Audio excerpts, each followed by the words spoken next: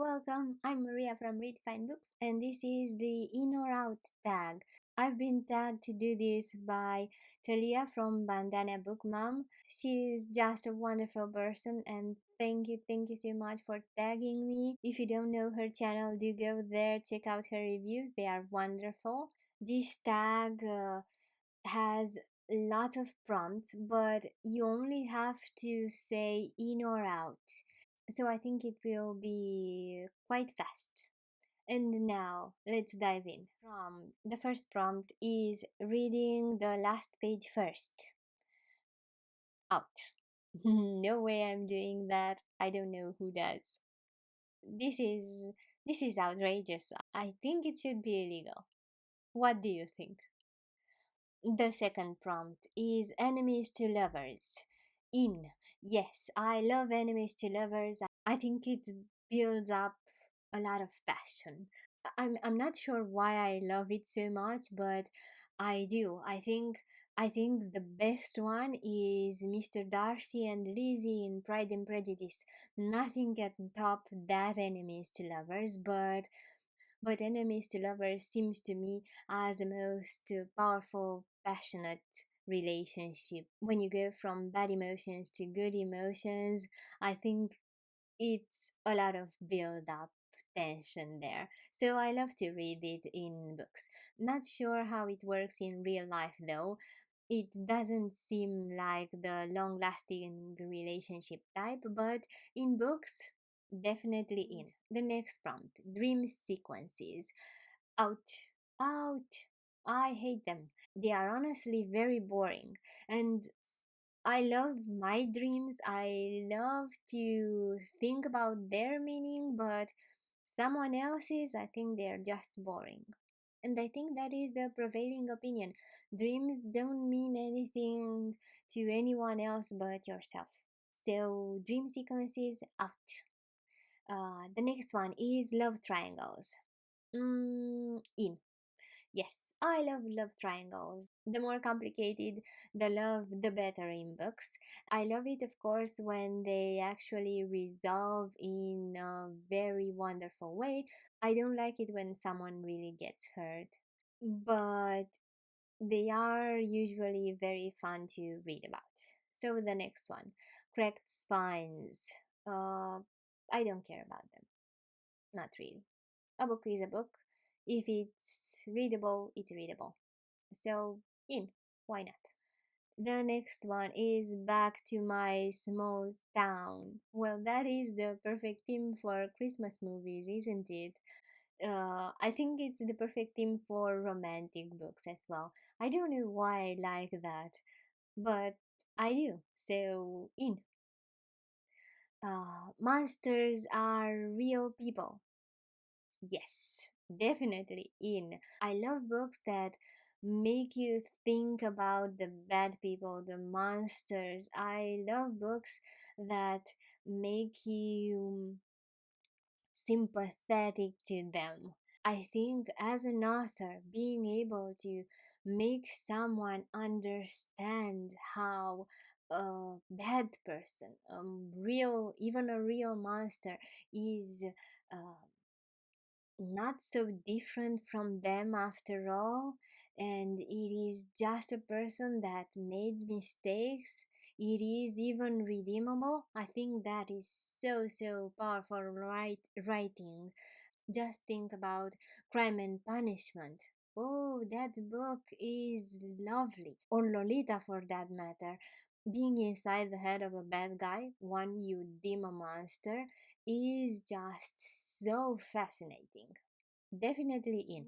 No paragraph breaks. Out. Anything that takes you out of reading, anything that makes reading difficult is out from my point of view. So, number 9, Multi-Generational Sagas. Yes, in. I have not read so many. I don't like them in Gabriel Garcia Marquez's writing, but usually, yes, I love them, for example, in Khaled Hosseini's writing. To see generations there is just fascinating. Definitely in. Number 10. Rereading. In. Yes, I know there are lots and lots of books, so little time. That is a classic saying, right? But rereading, I guess it's important because the quantity of books you read isn't important. The importance lies in the value they bring you. And I think from rereading, you get a lot of value, especially when you reread classics.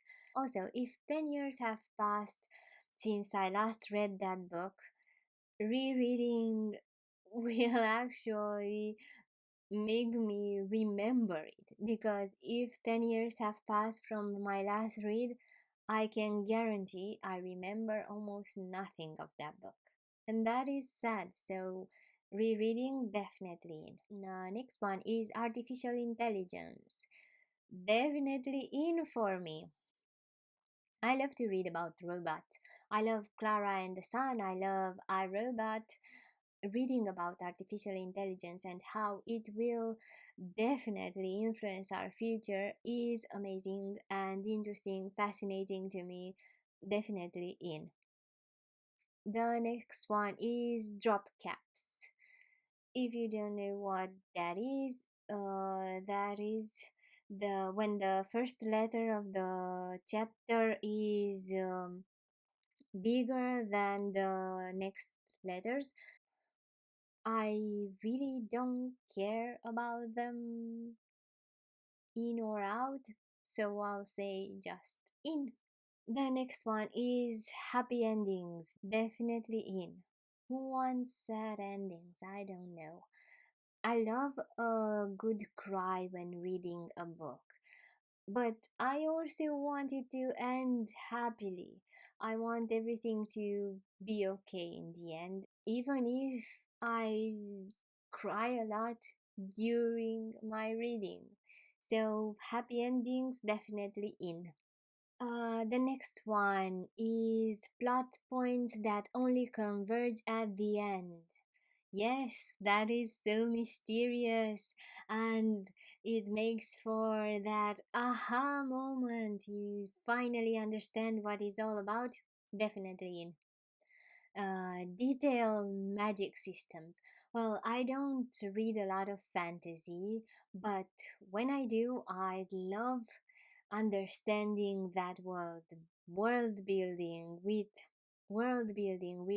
a detailed magic system that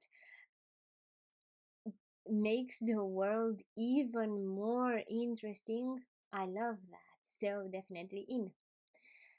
Classic fantasy races. I I'm sorry, I have no idea what that is, so I will say in. Why not?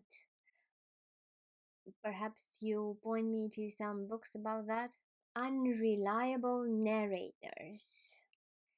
Wow, aren't the best books with unreliable narrators when you aren't completely sure if everything is right in what they tell you, when surprise, surprise, the ending is completely different than what you expected? Yes, unreliable narrators definitely in. Evil protagonists. Oh, yes. Of course. As I said, Crime and Punishment or Lolita. You must read those books. They are fascinating. So, yes, Evil Protagonists definitely in. The Chosen One. Yes, yes, why not? Usually, with The Chosen One, you have also a build up, an emotional story about growing up or evolving. This trope always gives you so many insights into yourself. I love it. So, definitely in. When the protagonist dies. No, out. The protagonist shouldn't die. That is a sad ending. Unless it becomes a ghost, I don't want it. So out. Really long chapters. I don't want very small chapters, like 1 or 2 pages, but I also don't want really, really long chapters. 10 pages a chapter seems just about right. Is that long? Is that short? What do you think? I will say really long chapters out. French flaps. I really mostly read on Kindle, so I don't have preferences around French flaps, so why not? In. Deckled Edges. Again, I love my Kindle, so why not? If it makes your reading experience better, why not? In. Signed copies by the author. Well, again, I mostly read on Kindle. I would love some signed copies of my favorite authors, just not from all the authors. It's just not worth the price, I think. Not if you aren't in love with that author. So I will say out. No signed copies are necessary. Dog earring pages.